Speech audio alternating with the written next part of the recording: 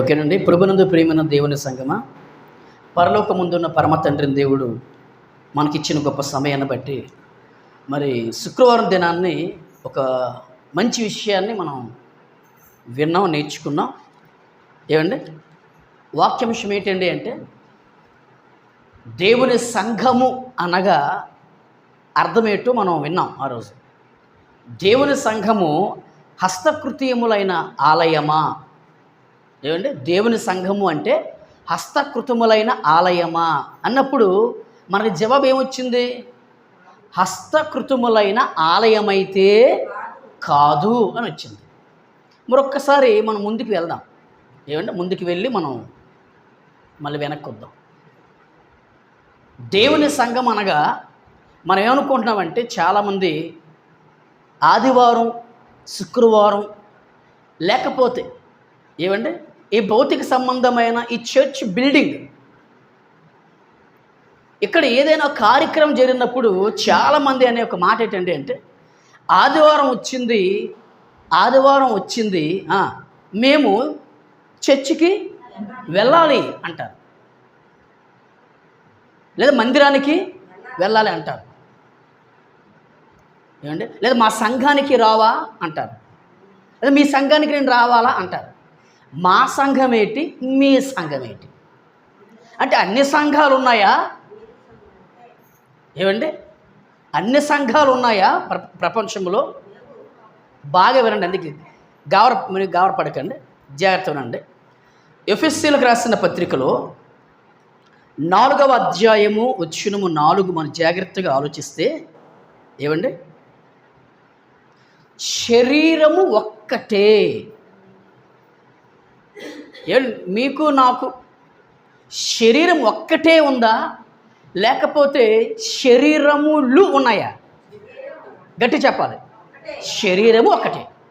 రెండోది ఆత్మయు ఒక్కడే. పరిశుద్ధాత్ముడు కూడా ఒక్కడే. పరిశుద్ధాత్ముడు ఏంటి? పరిశుద్ధాత్ములు లేరు, పరిశుద్ధాత్ముడు కూడా ఒక్కడే. మూడవది ప్రభువు ఒక్కడే. యేసు ప్రభువులు లేరు, యేసు ప్రభువు ఒక్కడే. ఏమండి నెక్స్ట్ విశ్వాసము కూడా ఒక్కటే. అంటే రకరకాల విశ్వాసాలు లేవు. మీ విశ్వాసము, మా విశ్వాసము, ఏమండి మీ బోధ, మా బోధ, మీ సంఘము, మా సంఘము, మీ సహవాసము, మా సహవాసము అనేది ఇది మనుష్యులు కల్పించుకున్న కల్పన కథలువి. అలాగే బాప్తిస్మము కూడా ఒక్కటే. అతి ప్రాముఖ్యమైనది ఏంటండి అంటే, అందరికీ తండ్రి అయిన దేవుడు ఒక్కడే అని బైబిల్లో ఉంది. ఏమండి బాగా వినండి.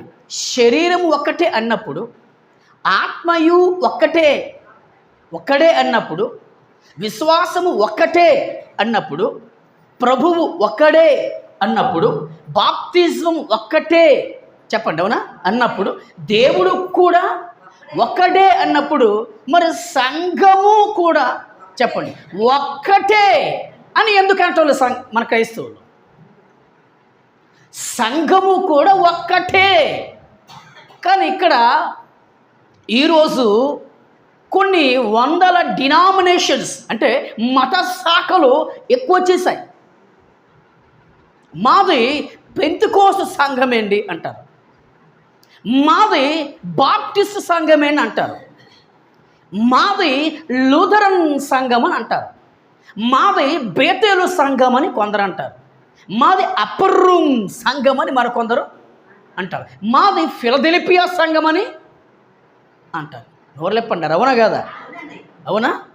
కానీ జాగ్రత్తగా వినండి, మాది క్రీస్తు సంఘము అని ఎందుకు గర్వంగా చెప్పుకోవటం లేదు క్రైస్తవుడు?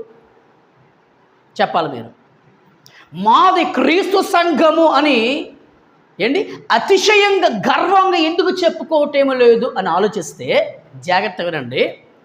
మనుష్యుల ద్వారా మనుష్యుల యొక్క బోధల ద్వారా, మనుష్యుల యొక్క ఆలోచన ద్వారా, ఏమంటే మనుష్యుల యొక్క మాటలు బట్టి నేడు ఎన్నో వందల సంఘాలు ఈ భూమి మీదకి వచ్చేసాయి. కానీ పరిశుద్ధ గ్రంథములో ఉన్న ఏకైక ఒకే సంఘము.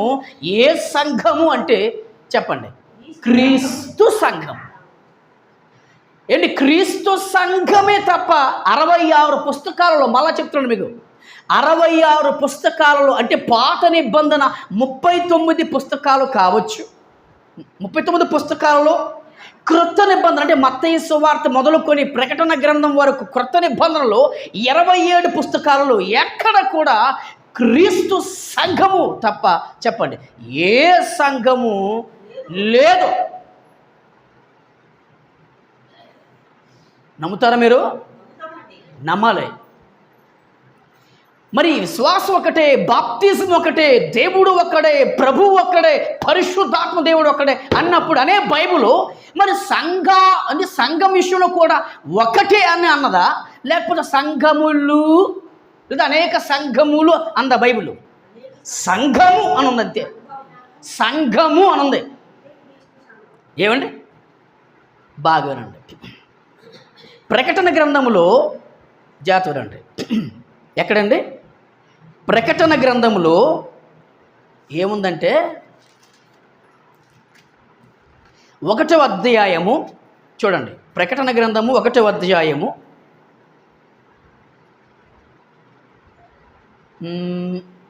చూడండి 11 వచనము. జాగ్రత్తనండి. పద్మాసు ద్వీపములో బాగానండి, పద్మాసు ద్వీపములో అపోస్తలుడైన యోహాను గారికి దర్శనము రూపములో, ఆ దర్శనములో ప్రభువు మాట్లాడుతూ ఏమంటున్నాడు? జాగ్రత్త వినండి, గాబరం లేదు. నీవు చూచుచున్నది, నీవంటే ఎవరు? పద్మాసు ద్వీపములో భయంకరమైన విషపూరితమైన పురుగుల మధ్య, భయంకరమైన విషపూరితమైన జంతువుల మధ్య, భయంకరమైన జనసంచారము లేని ఒక భయంకరమైన దీవి, అటువంటి ద్వీపములో చావు బ్రతుకుల మధ్య యోహాను భక్తుడు ఉన్న ఆ సమయ సందర్భములో యేసుక్రీస్తు వారు దర్శనం ఇచ్చారు. ఆ దర్శనములో ప్రభువే జాగ్రత్తలండి యోహాను గారితో మాట్లాడుతున్న సందర్భం. ఆ సందర్భములో మన ప్రభు అంటున్నాడు, యోహాను నీవు చూచుచున్నది పుస్తకములో రాసి అన్నాడంతే. నిన్ను నీకు ఏదైతే చూపిస్తున్నానో దర్శనములో 2, నిన్ను ఏదైతే నీకు చెప్తున్నానో, నేను చూపిస్తున్నది, నేను నీకు చెప్పుతున్నది, నీవు కంపల్సరిగా ప్రకటన గ్రంథము అను ఆ పుస్తకములో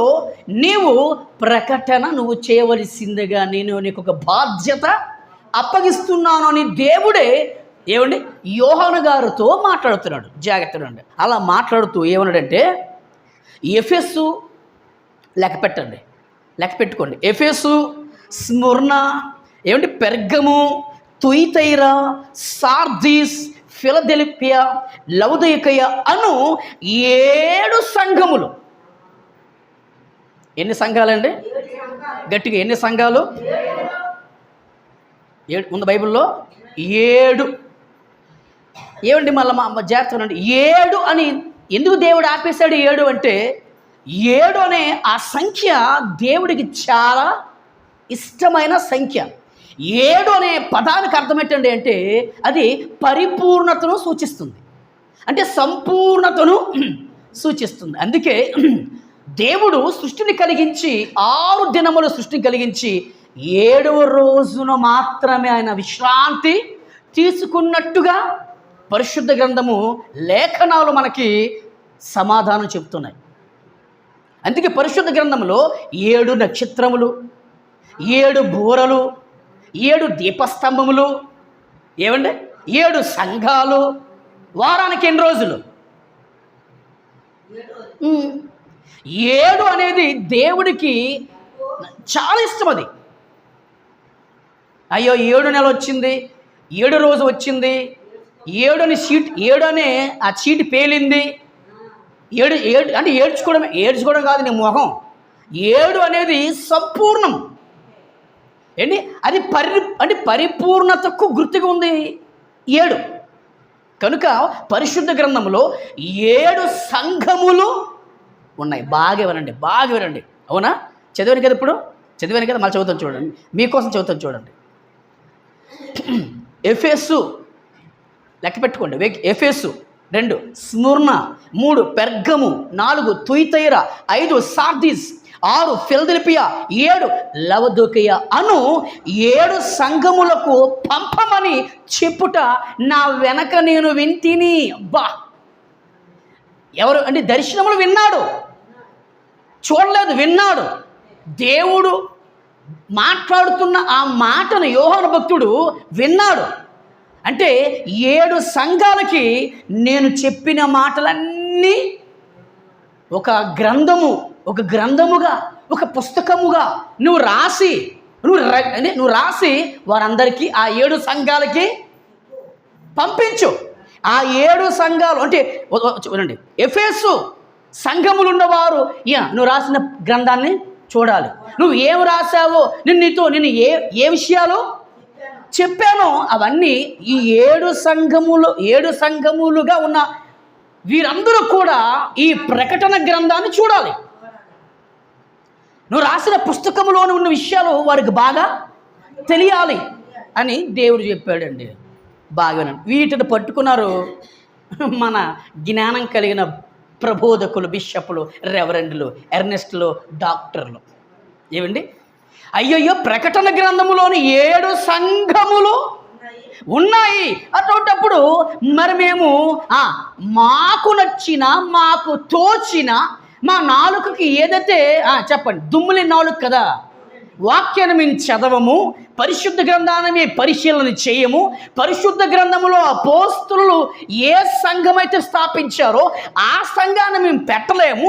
ఎందుకంటే క్రీస్తు సంఘం అనగానే చాలా భక్తి చెయ్యాలి, పరిశుద్ధంగా ఉండాలి, నీతిగా బ్రతకాలి, యథార్థంగా జీవించాలి, దేవుని సంకల్పం చేయాలి, దేవుని చిత్తాన్ని నెరవేర్చాలి. మాకు చేత కాదు. మేమెప్పుడు కూడా సంఘాలని మోసం చెయ్యాలి, సంఘాలని మభ్యపెట్టాలి, సంఘాలకి కలపరా కథలు చెప్పాలి, ఆశీర్వాదం అనే చెత్త బోధలు మేము చెయ్యాలి, దేవుని పిల్లలు ఉంటున్న సంఘాలని మేము నాశనం చెయ్యాలి, మేము పాతాళానికి వెళ్ళిపోవాలి, నోరులిప్పాలి, సంఘం విశ్వాసులు కూడా పాతాళానికి వెళ్ళిపోవాలని సగానికి సగం మంది ప్రబోధకులు వారు బోధిస్తున్న బోధలు. బాగా ఇవ్వండి. అందుకే ఏమండి, మరి పరిశుద్ధ గ్రంథములో, ప్రకటన గ్రంథములో 7 సంఘములు ఉన్నాయి కదా. అందుకే మేము కూడా మాకు నచ్చిన సంఘం, మాకు తోచిన సంఘం, మాకేదైతే ఏమండి పనికిమాల ప్రేరేపణ కలుగుతుందో ఆ ప్రేరేపణనే మేము అనుసరించి మాకు నచ్చిన సంఘాన్ని పెట్టుకుంటాం.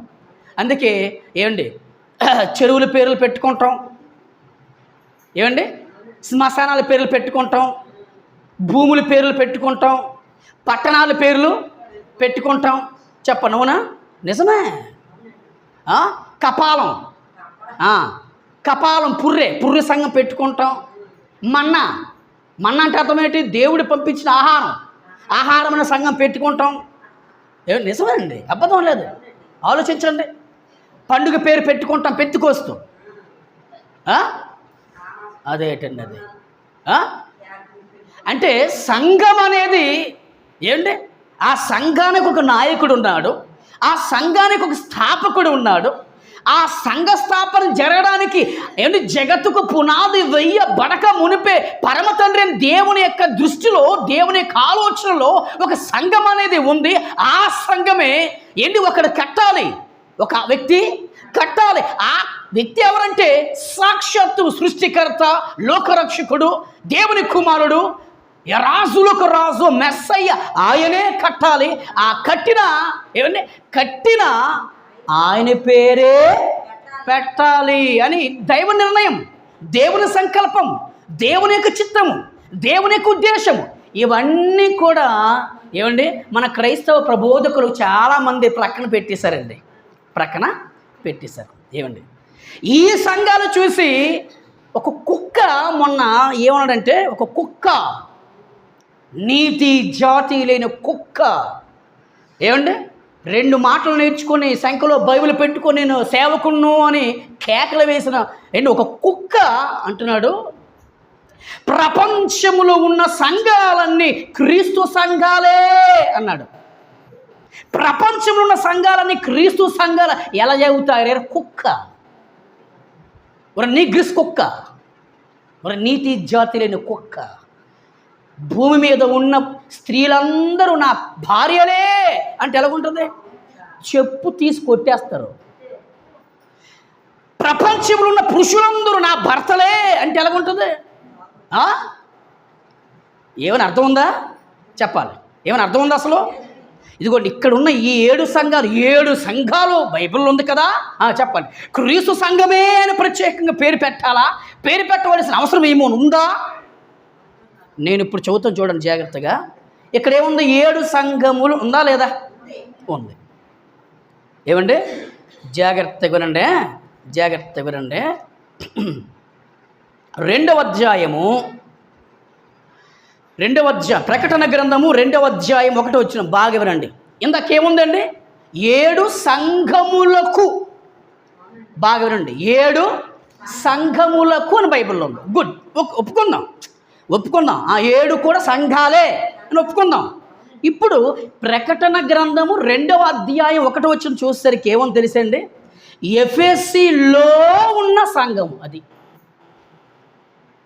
సంఘము వేరు, ఎఫెసు అనే పట్టణములో ఉన్న సంఘము వేరు. మీకు ఇది అర్థం అవ్వాలంటే, పోరాము గ్రామములో ఉన్న సంఘం, అంతేగాని పోరాము సంఘము కాదు. ఆ సంఘానికి పోరాము అని పేరు పెట్టకూడదు. ఇప్పుడు ఇక్కడ ఎఫెసులో ఉన్న సంఘం అంటే అర్థం ఏంటి? ఎఫెసు అనే పట్టణం ఉంది. ఆ పట్టణములో ఒక సంఘం ఉంది. ఆ సంఘమే ఎవరయ్యా కట్టింది అంటే, ఇదిగో ఆయన కట్టాడు. ఏమంటే, మత్తయి సువార్త 16వ అధ్యాయము వచనము 18 ప్రకారము, పేతురు ఈ బండ మీద నా సంఘమును కట్టుదును అన్నాడంతే. నేను కట్టిన సంఘం ఎదుట పాతాళ లోక ద్వారములో నేను కట్టిన సంఘం ఎదుట నిలవలేము అన్నాడు. అంటే క్రీస్తు సంఘం ఎదుట పాతాళము కూడా భయపడుతుంది. అదండి క్రీస్తు సంఘం అంటే. మిగతా సంఘాల దగ్గర పాతాళం ముందుకు వచ్చేస్తుంది. ఏమండి, రియల్, నేను యూట్యూబ్లో మాట్లాడుతున్నా. ఎవరికేం దమ్ము ఉంటే మాట్లాడండి నాతో. పరిశుద్ధ గ్రంథములు 66 పుస్తకాల క్రీస్తు సంఘము తప్ప ఏ సంఘముని నామం ఉంటే, ఏమండి, నేను శిరస్సు ఉంచేస్తాను. సై, దేనికైనా సై. చాలా వాళ్ళకి భయపడ్డానా? భయపడ్డాడు. ఎందుకంటే పరిశుద్ధ గ్రంథం అండి, సత్యమే అండి. సత్యాన్ని సత్యంగా చెప్పకపోతే అది సేవకుడే కాదు, బోధకుడే కాదు, వాడు క్రైస్తవుడే కాదు. ఇంత కష్టపడి బాగానండి, ఇంత కష్టపడి 2 అంతస్తుల ఇల్లు కట్టుకున్నావు, 2 అంతస్తుల బిల్డింగ్ కట్టుకున్నావు. ఏమండి, ఆ బిల్డింగ్ పేరు అంటే ఆ బిల్డింగు లేదా ఆ ఇంటి పేరుని ఆ ఇల్లు ఎవరైతే యజమాని ఉన్నారో ఆ యజమాని పేరే ఏమిటి? ఆ యజమాని పేరే చెప్పాలి. అంటే రిజిస్ట్రేషన్ ఎవరి పేరు మీద రాయాలి? దస్తావేజులు ఇంటి యజమాని పేరునే రాయాలి. అంతేగాని తాపీ మేస్త్రులు కట్టారు కదా అనేసి, ఏమండి, తాపీ మేస్త్రి పేరు రాస్తావా దస్తావేజుల మీద?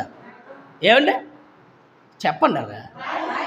పాలవలస గురుమూర్తి గారు, ఆయన ఏమండి బాగానండి కట్టాడు, ఇల్లు కట్టించుకున్నాడు. ఆయన 2 అంతస్తుల ఇల్లు లేదా పెద్ద అపార్ట్మెంట్ కట్టించుకున్నాడు. కట్టింది ఎవరు? తాపీ మేస్త్రులు. బాగానండి, తాపీ మేస్త్రులు కట్టారు కదా అని ఏమండి తాపీ మేస్త్రుల పేరు మీద రాస్తావా? బుద్ధి లేదురా నీకు? ఇంటి యజమాని ఎవరంటే పాలవలస గురుమూర్తి గారు పేరే వస్తుంది. అమ్మ ఇది ఎవరు ఇంటి మీద అంటే వినండి, ఇది ఏమంటారు దస్తావేజుల మీద? అమ్మ ఇది ఎవరిల్లు? జాగ్రత్త రండి, ఇది ఎవరిల్లు? పాలవలస గురుమూర్తి. ఓకే, అంటే ఇంటికి యజమాని ఆయన. అవును. ఏమంటే భౌతిక సంబంధమైన ఒక ఇల్లు విషయంలోనే ఎంత ఖండితమైతే, ఎంత పద్ధతి అయితే, మరి ఇప్పుడు సంఘం అంటే పరిశుద్ధుల గుంపు, సంఘము అంటే విశ్వాసుల సముదాయమే. మనం చెప్పాను కదా, సంఘము అంటే క్రైస్తవుల సమూహమే సంఘము. అంతేగాని మనుష్యుల చేతుల ద్వారా కట్టిన కట్టడలైతే కాదు. మనం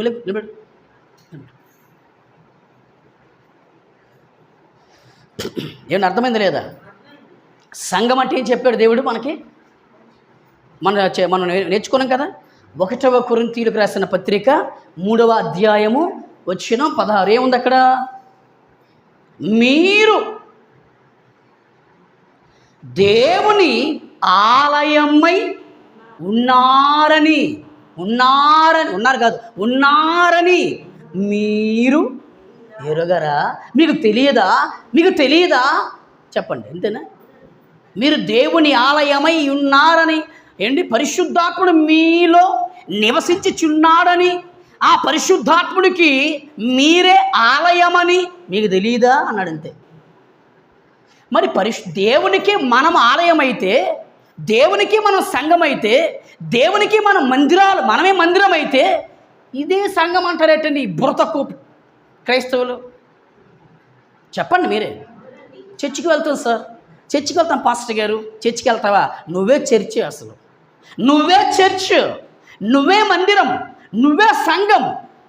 ఒక మందిరంకి వెళ్తుంది. విచిత్రం కదా మరి?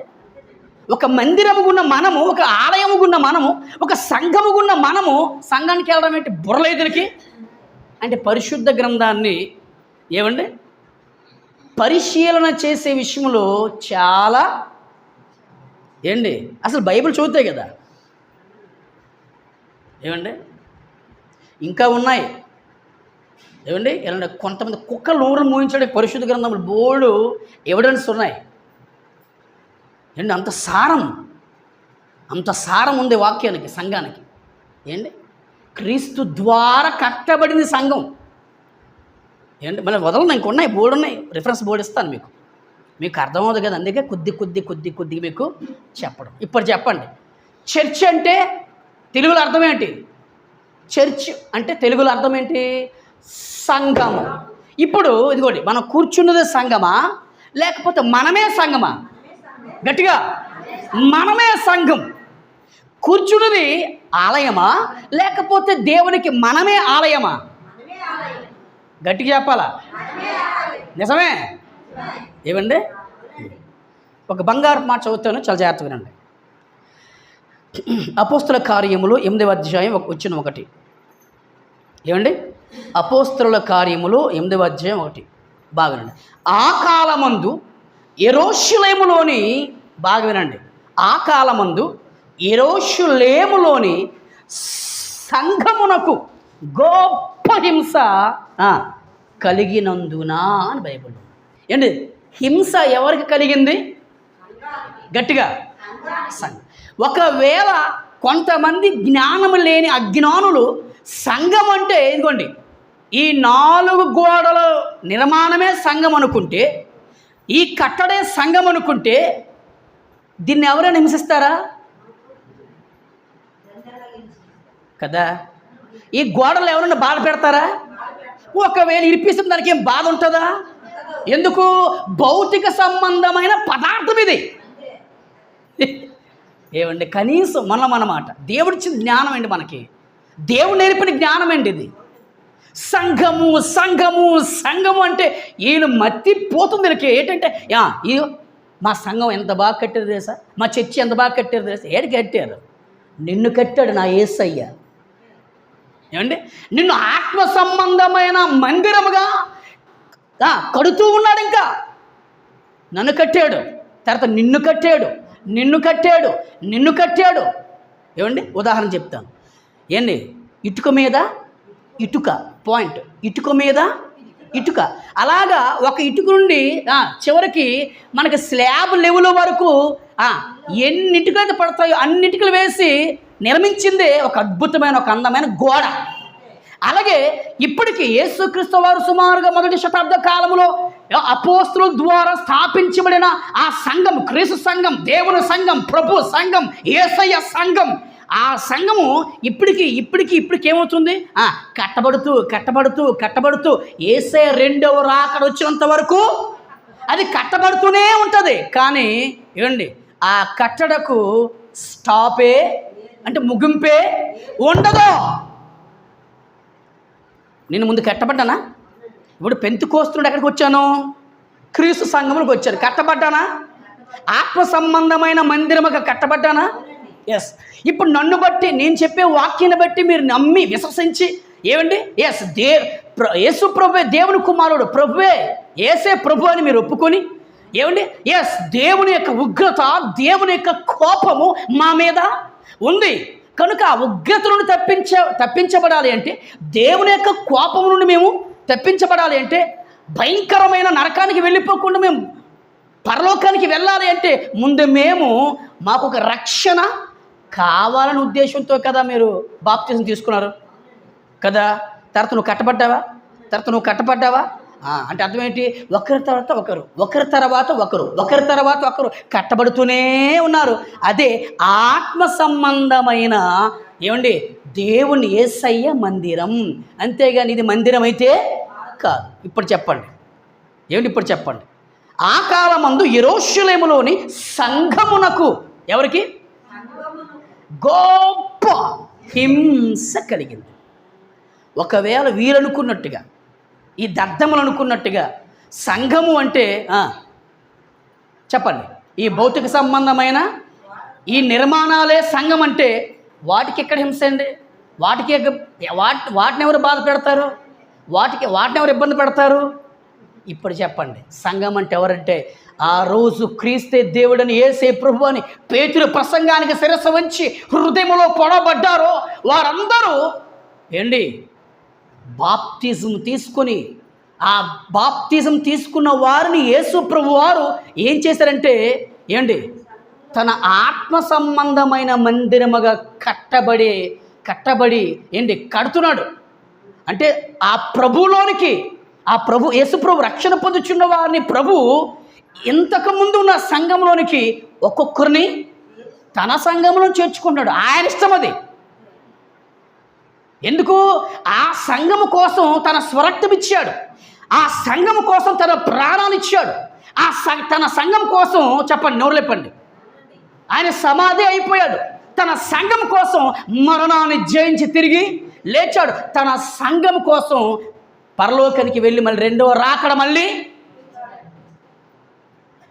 తన వధువు సంఘాన్ని తన భార్యగా సాదృశ్యంగా తన పోలికగా ఉన్న తన భార్య అనే వధువు సంఘాన్ని తీసుకువెళ్ళడానికి వరుడుగా రాబోతున్న రోజుల్లో యేసయ్య వస్తాడు. ఇది అంతేగాని పెంతెకోస్తు సంఘం కోసం ఎవరు ప్రాణం ఇచ్చాడు?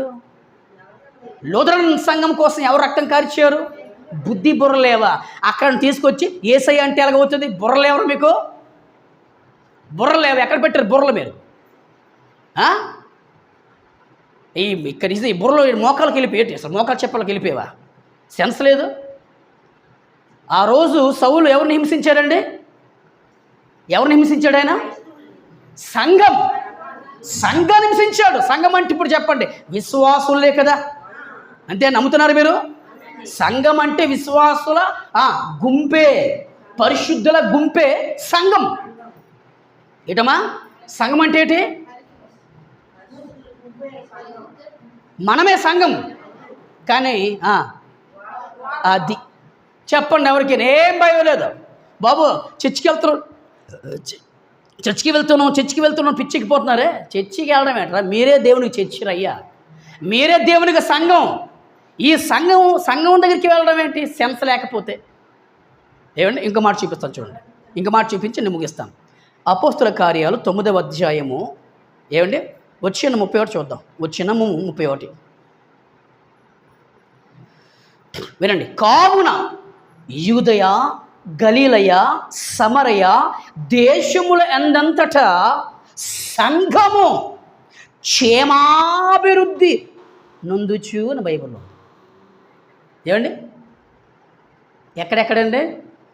యూదయ, గలీలయ, సమరయ దేశముల ఎందంతటా సంఘము క్షేమాభివృద్ధి అంటే అభివృద్ధి అవుతుంది, డెవలప్మెంట్ అవుతుంది.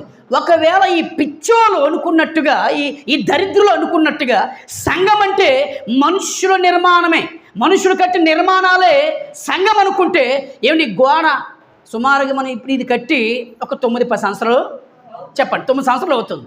మరి ఇప్పుడు 9 సంవత్సరాలు అయితే వీరు అనుకున్నట్టుగా సంఘము, వినండి, ఈ గోడలే ఈ నిర్మాణాలే సంఘం అనుకుంటే మరి అభివృద్ధి ఏది? మరి సుమారుగా ఒక 6-7-8 అంతస్తులు పొడవైపోవాలి కదా, అభివృద్ధిలోకి వెళ్ళిపోవాలి కదా. మరి చెప్పండి, మరి అయి ఉంది ఎందుకు? ఇది ఆలోచించండి. సంఘము అంటే మనమే. ఆ రోజు యూదయ దేశంలో ఉన్న సంఘము, సమరయాలో ఉన్న సంఘము, నెక్స్ట్ గలిలయలో ఉన్న సంఘము దేవుని వాక్యాన్ని వినండి, దేవుని వాక్యాన్ని విని చక్కగా వారు ఆ సంఘాలు ఆత్మీయతలోను, భక్తిలోను, పరిశుద్ధతలోను, నీతిలోను, యథార్థతలోను వారు అభివృద్ధి అభివృద్ధి అభివృద్ధి అభివృద్ధి అవుతున్నారు. మీకు బాగా చెప్తాను. ఒక వారం 10 మంది ప్రభుని నమ్ముకున్నారు, మరొక వారం 20 మంది ప్రభు దగ్గరికి వచ్చారు, మరొక వారం మరొక 30 మంది ప్రభు దగ్గరికి వచ్చారు, మరొక వారం మరొక 100 మంది ప్రభు దగ్గరికి వచ్చారు. దీన్ని ఏమంటారు చెప్పండి? అది అభివృద్ధి. ఇప్పుడు అర్థమైందా? యూదయ, సమరయ, గలిలయ దేశములందంతటా సంఘము, ఏ సంఘము కోసమైతే నా యేసు తన రుధిరధారలు చిందించాడో ఆ సంఘమే ఆత్మీయతలో అభివృద్ధి అవుతుంది, పరిశుద్ధతలో అభివృద్ధి అవుతుంది, విస్తరించుటలో అభివృద్ధి అవుతుంది. ఒకప్పుడు సంఘం ఒక 30 మందే, తర్వాత నెల వచ్చేసరికి 100 మంది అయిపోయారు, మళ్ళీ మరొక 2 నెలలు వచ్చేసరికి మరొక 100 మంది అయిపోయారు. దీనినే అభివృద్ధి, క్షేమాభివృద్ధి అది అర్థం. మరి ఇదేం అవ్వలేదు, అభివృద్ధి అలాగే ఉండిపోయింది. ఏమండి, ఈ గోళ్ళు ఎందుకు మరి బేటలు ఇచ్చేస్తానే? మరి అభివృద్ధి లేదు కనుక సంఘము అంటే ప్రభునందు ప్రేమ దేవుని సంఘమా మనమే, విశ్వాసుల సమూహమే సంఘం, పరిశుద్ధుల గుంపే సంఘం. అంతేగాని ఏమండి నిర్మాణాలతో కూడుకున్న గోడలైతే కాదు, కట్టడలైతే కాదు. ఓకేనండి. ప్రభు చిత్తం అయితే మరొక్కసారి ప్రభు చిత్తం మీద మన శుక్రవారం మళ్ళీ మరొక విషయాన్ని విందాం. ఎందుకంటే కొద్ది మీకు చెప్తే మీకు కొంత అర్థం అవుతుంది. ఇప్పుడు అర్థమైందా? ఇప్పుడు ప్రకటన గ్రంథములు ముందు ఏమన్నాడు బైబిల్లో? 7 సంఘములకు నువ్వు పంపించి రాసి అన్నాడు. ఆ 7 సంఘాలు చూసి ఏమండి మన వాళ్ళు ఏం చేశారంటే, ఫిలదెల్ఫియా పేరు పెట్టుకుందాం, స్మరణ అని పేరు పెట్టుకుందాం, లవదోకియా అని పేరు పెట్టుకుందాం, తుయితైరా అని పేరు పెట్టుకుందాం. ఉన్నాయి బైబిల్, ఇప్పుడు భూమి మీద ఉన్నాయి పేర్లు. స్మరణ సంఘం అంటే ఎక్కడ ఉంది? మరి తుయితైరా సంఘం ఉంది. ఏమండి, తుయితైరా పట్టణం పేరు. లూదియా ఊరు ఏ ఊరు చెప్పండి? ఊదారంగొప్పుడు నమ్మిన లూదియా గారు ఏ ఊరు? తుయితైరే. ఆవిడకి అడగండి వెళ్ళి, అక్క మీ ఊరు తుయితైరే కదా అంటే అవును అంటది. ఊర్ల పేర్లు, పట్టణాల పేర్లు పెట్టుకుంటే ఏంటి బుర్రలు ఎవరికి? ప్రభు చెప్పేశాడు. అంటే ఇక్కడ సంఘములు ఉంది కదా అనేసరికి మా సంఘం ఫిలదెల్ఫియా. శాంతం అర్థమవుతుంది నా భాష? వెళ్ళిపోతే ముగిస్తానా? అర్థమైందండి అది. కనుక సంఘము అంటే ఏమండి పట్టణాల పేర్లు పెట్టుకోవడం, ఊర్ల పేర్లు పెట్టుకోవడం, ఏమండి శ్మశానాల పేర్లు పెట్టుకోవడం, కపాలం పేర్లు పెట్టుకోవడం, పుర్రె పేర్లు పెట్టుకోవడం, ఆహారం పేర్లు పెట్టుకోవడం, ఏమంటే మనుషుల పేర్లు పెట్టుకోవడం కాదు. చిగురు అని ఒకడు కలడు, ఆయనే దేవుని ఆలయమును కట్టును. ప్రభు చెప్తా చెప్తాను మీకు. మరేమనుకున్నారు? చిగురు అని ఒకడు కలడు, ఆయనే దేవుని ఆలయమును కట్టును. ఆయనే కడతాడు, ఆయనే కట్టాలి. ఎవరండి ఆయన అంటే? మన ప్రభు అయిన యేసయ్యే. ఏమండి ఏమండి యెషయి మొద్దు నుండి చిగురు పుట్టును. యెషయి ఏమనుకున్నారు? యెషయి కుమారుడు ఒక కుమారుడు ఉన్నాడు కదా, కుమారుడు దావీదు. ఆ దావీదు వంశములో నుండే వచ్చింది చిగురు. ఆ చిగురే మన ప్రభు అయిన యేసుక్రీస్తు. ఆ ప్రభువే తన సంఘాన్ని కట్టాడు.